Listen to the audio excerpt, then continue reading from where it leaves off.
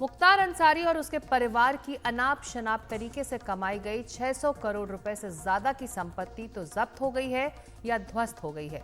हालांकि माना जा रहा है कि अब उसके परिवार के पास अरबों की संपत्ति है, लेकिन इस दुनिया से उसके रुखसत होने के बाद जमाने के सामने बचा है तो बस मुख्तार के गुनाहों का बही खाता।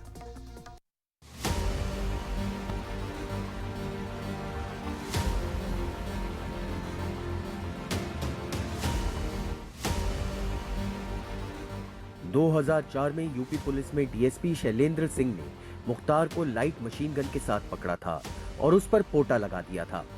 शैलेंद्र सिंह का आरोप है कि तब मुलायम सिंह यादव ने अपनी सरकार को बचाने के लिए मुख्तार को बचाना जरूरी समझा और उसके चक्कर में शैलेंद्र को 15 दिन के अंदर ही अपने पद से इस्तीफा देने को मजबूर होना पड़ा। मुख्तार अंसारी फंस गया था पोटा में और उसने दबाव बनाया। अल्पमत की सरकार, आप जानते हैं, मुलायम सिंह की थी कि हमारा केस रफा दफा किया जाए वरना मैं सरकार से समर्थन लूंगा। और फिर लास्ट में हम लोगों पर दबाव पड़ने लगा कि नहीं, केस वापस लीजिए, और मैंने मना कर दिया, ये संभव ही नहीं है। और नतीजा ये हुआ कि मुझे बनारस की यूनिट क्लोज करके यहाँ बुला लिया गया। रातों रात बनारस के आईजी, डीआईजी रेंज के और लखनऊ के जो हमारे एसटीएफ के एसएसपी थे उनको ट्रांसफर कर दिया गया और एक मैसेज दिया गया कि इस मामले में जो भी पड़ेगा बीच में उसके लिए ठीक नहीं होगा। मुख्तार के गुनाहों की फहरिस्त काफी लंबी है, लेकिन इसकी असली मुसीबत शुरू हुई गाजीपुर से, जब उसके भाई अफजाल अंसारी को बीजेपी के कृष्णानंद राय ने विधानसभा चुनाव में हरा दिया। मुख्तार पर आरोप है कि उसने अपने शार्प शूटर मुन्ना बजरंगी और अतीकुर रहमान उर्फ बाबू की मदद से गौडर के पास 5 साथियों सहित कृष्णानंद राय की हत्या करवा दी थी। आज कृष्णानंद राय के परिवार मुख्तार की मौत पर क्या सोचता है, ये सुनिए। आज आप मीडिया बंधु के माध्यम से मुझे जानकारी मिला कि माफिया सरगना मुख्तार अंसारी की मृत्यु हो चुकी है, और जैसे कि आप ही लोगों ने बताया कि वहाँ के मीडिया के पैनल ने, जो डॉक्टरों का पैनल था, उन्होंने ये स्पष्ट किया कि ये मृत्यु हार्ट अटैक से है।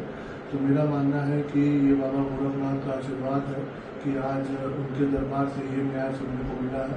और कहीं ना कहीं ये देखें हम लोग, तो ये रमजान के पावन महीने में ये न्याय अल्लाह का भी मैं मान सकता हूँ कि उनका ये न्याय है कि ऐसे अपराधी का आज अंत हुआ है इस पृथ्वी से। और मेरा मानना है कि बाबा गोरखनाथ का आशीर्वाद ऐसे ही मेरे पे और मेरी माता जी पे बना है।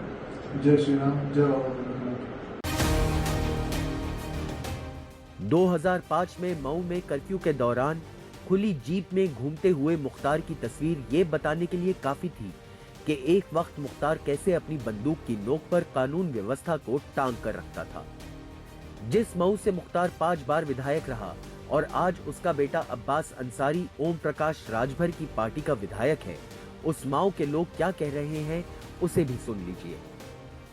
यहाँ कानून का राज है और कानून के राज में कोई दंगा नहीं कर सकता। आप देखे होंगे 2017 से जोगी जी मुख्यमंत्री हैं और आज तक एक भी दंगाई और जो दंगा नहीं कर सके, क्योंकि कानून के राज है। पहले इनका राज चलता था, अपराधियों का राज चलता था। अपराधी जो एसपी और डीएम का ट्रांसफर और पोस्टिंग कराते थे, मुख्यमंत्री नहीं कराता था।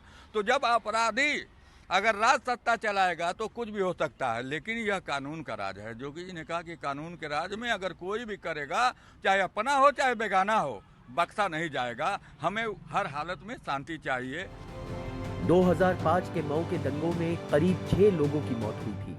राम प्रताप यादव उस दंगे की पहली बेट थी। उनके परिवार को लगता है कि यह कुदरती इंसाफ हुआ है। मऊ के अजय प्रकाश सिंह उर्फ मुन्ना सिंह की 2009 में हुई हत्या का आरोप मुख्तार अंसारी पर है, जिसका मामला अब इलाहाबाद हाई कोर्ट में चल रहा है। मुन्ना सिंह की हत्या इस बात पर हुई थी कि वो ठेकेदारी में कमीशन देने को तैयार नहीं हुआ। खास बात है कि हत्याकांड के चश्मदीद गवाह राम सिंह मौर्य की मौत और उनके बॉडीगार्ड सतीश यादव की हत्या 2010 में रहस्यमय तरीके से हो गई।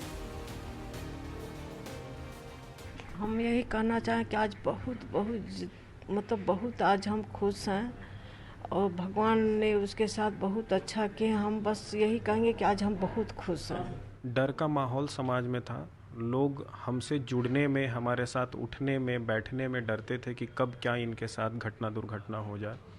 तो हम बिल्कुल कुछ समय के लिए इस समाज में अकेले हो चुके थे। हालांकि मेरा परिवार सामाजिक परिवार है, समाज में इसके अच्छे संबंध हैं, लेकिन इतने अच्छे संबंधों के बावजूद भी समाज से कुछ समय के लिए हम लोग कट से गए थे और समाज खुद हमसे कटा था और इनके डर के वजह से कटा हुआ था।